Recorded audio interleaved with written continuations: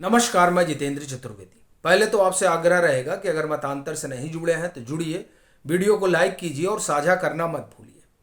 जो रामलीला मैदान 14 मार्च को सियासी किसानों के लिए सजा था, उसी मैदान में 31 मार्च को फिर मचान लगा। लेकिन इस बार जो जुटान है उस मचान पर वो सियासी किसानों का नहीं था, बल्कि उनके पीछे खड़े रहने वाले सियासी अलंबरदारों का था। मौका इंडी गठबंधन की उस सभा का था जिसकी रूपरेखा मुंबई में जो इंडी गठबंधन की बैठक हुई थी वहां पर रची गई थी। और उस रचावट और बुनावट के लिहाज से 31 मार्च को रामलीला मैदान में इंडी गठबंधन ने सभा बुलाई। लेकिन उस सभा में खेल बड़ा हो गया और जिसका अंदाजा गठबंधन के सूरमाओं को नहीं रहा होगा। अब आप कहेंगे कि ऐसा कौन सा खेल हो गया भाई? रामलीला मैदान में मचान सजा, जुटान भी हुआ और सब कुछ ठीक ही दिखाई दिया। सभी राजनीतिक दल के नेता वहां मौजूद थे जो इंडी गठबंधन से ताल्लुक रखते हैं। राहुल गांधी भी थे, जबकि कहा जा रहा था पता नहीं राहुल गांधी आएंगे कि नहीं आएंगे। शरद पवार भी थे, उद्धव ठाकरे भी थे, सीताराम येचुरी भी थे, तेजस्वी यादव भी थे, महबूबा मुफ्ती भी थी, फारूक अब्दुल्ला भी थे। तमाम जो आप ये कहें कि विपक्षी नेताओं की गैलेक्सी है वो वहां पर मौजूद थी। फिर खेल कहां से हो गया? दरअसल वो खेल क्या है उसी की कहानी आपको बताता हूं। ये जो जुटान है ये विपक्षी एका का आप एक तरह से कहें कि जो ताना बाना है उसे दिखाने के लिए और 2024 के लिहाज से सियासी बिगुल बजाने के लिए था। इसीलिए लोग आए भी थे और यह कहा भी गया था कि देखिए इसे अरविंद केजरीवाल की गिरफ्तारी से जोड़कर नहीं देखा जाना चाहिए। लेकिन हुआ तो वही। जो सभा हुई उस सभा को आम आदमी पार्टी लूट ली। यानी आप कहें कि मंच जो है, मंच सजा था इंडी गठबंधन के लिए, लेकिन बाजी मार ले गई आम आदमी पार्टी। क्या हुआ? दरअसल उसी को एक एक करके आपको बताता हूं। इंडी गठबंधन का अभी तो कोई मैनिफेस्टो आया नहीं है, कोई साझा कार्यक्रम नहीं है कि किसके आधार पर हम चुनाव लड़ेंगे। अरविंद केजरीवाल ने अपनी पत्नी के जरिए वो साझा कार्यक्रम वहां रख दिया। अब पत्नी के जरिए का मतलब देखिए, अरविंद केजरीवाल तो ईडी की कस्टडी में है, तो उनका संदेश सुनीता केजरीवाल ने वहां से पढ़ा और वो दरअसल संदेश जो है उस संदेश में वो 6 गारंटी देते हैं। अब आप देखिए, इंडी गठबंधन इस लिहाज में लगा हुआ है कि चुनाव एनडीए बनाम इंडी हो, और अरविंद केजरीवाल किस मौके में है कि चुनाव भाजपा बनाम अरविंद केजरीवाल हो। और यह इसलिए कह रहा हूं चूंकि एक तरफ प्रधानमंत्री नरेंद्र मोदी की गारंटी है और दूसरी तरफ रामलीला मैदान से अरविंद केजरीवाल ने अपनी गारंटी पेश कर दी। और साथ ही साथ उनकी पत्नी ने कहा कि केजरीवाल जी ने गठबंधन के और साथियों से माफी मांगी है क्योंकि ये जो वो 6 गारंटी सामने रख रहे हैं उसके लिए कोई विचार विमर्श नहीं हो पाया।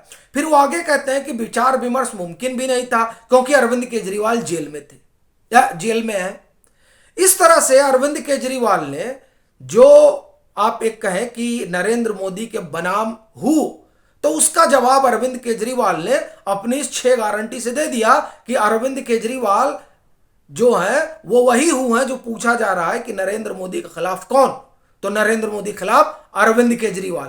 पहले यह कहा जा रहा था कि भाजपा जो है ये चुनाव 2024 का वो दरअसल भाजपा बनाम आम आदमी पार्टी करके लड़ना चाहती है। उसके पहले यह कहा जा रहा था कि नहीं, अरविंद केजरीवाल ये चाहते हैं कि चुनाव अरविंद केजरीवाल बनाम भाजपा हो जाए। अब कहने सुनने वाली बात निकल गई।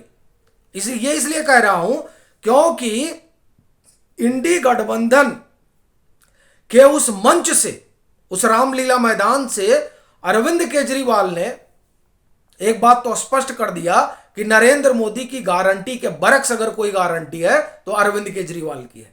इसका मतलब यह हुआ कि अरविंद केजरीवाल ने मल्लिकार्जुन खड़गे हों, चाहे राहुल गांधी हो, और चाहे इस गठबंधन में और भी कोई हो जो ये ख्वाब पाले बैठा हो कि लोक कल्याण मार्ग की रेस में खुद को खड़ा करेगा। दरअसल उन सबको बाहर करके अरविंद केजरीवाल ने खुद ही बता दिया कि साहब इस रेस का खिलाड़ी कौन है। अच्छा, फिर वो अपनी 6 गारंटी भी देते हैं। वो गारंटी सुनिए, जिस गारंटी को आप एक तरह से कहिए कि न्यूनतम साझा कार्यक्रम है एक तरह से इस इंडी गठबंधन का। ये देखिए, ये कहा इसलिए जा रहा है क्योंकि अरविंद केजरीवाल ने तो कमाल कर दिया है ना। क्या है उनका, जरा सुनिए। 6 गारंटी, देश में 24 घंटे बिजली रहेगी। अब वो दिल्ली उल्ली की बात नहीं कर रहे हैं, अब वो देश की बात कर रहे हैं। पूरे देश के गरीबों को फ्री बिजली मिलेगी, दिल्ली को पूर्ण राज्य का दर्जा मिलेगा, किसानों को एमएसपी की गारंटी मिलेगी। ये इन्होंने जो एज इट इज कहा वो मैं आपको बताता हूं। एमएस स्वामीनाथन की जो कमेटी है उसके हिसाब से किसानों को जो है वो सारी चीजें मुहैया कराई जाएंगी। फिर इन्होंने कहा कि हर गांव और मोहल्ले में मोहल्ले क्लिनिक होंगे। अच्छा, ये बड़ी अजीबोगरीब जो है उनका जो गारंटी है वो है। क्यों है? क्योंकि देखिए, इनके मोहल्ला क्लिनिक पर एक तो वैसे ही सीबीआई की जांच बैठी हुई है वो फर्जी टेस्ट के लिए। दूसरा, इन्होंने कहा था कि हम वर्ल्ड क्लास जो है वो गारंटी दिया है कि साहब अस्पताल बनाएंगे। दिल्ली में तो ये वर्ल्ड क्लास अस्पताल बना नहीं पाए। इनके पास जो है इंटेंस केयर यूनिट वो पूरे आप ये कहें कि दिल्ली में संभवतः 6 है या 7, क्योंकि बाकायदे हाई कोर्ट ने फटकार लगाई कि 3 करोड़ की आबादी पर यह स्थिति है।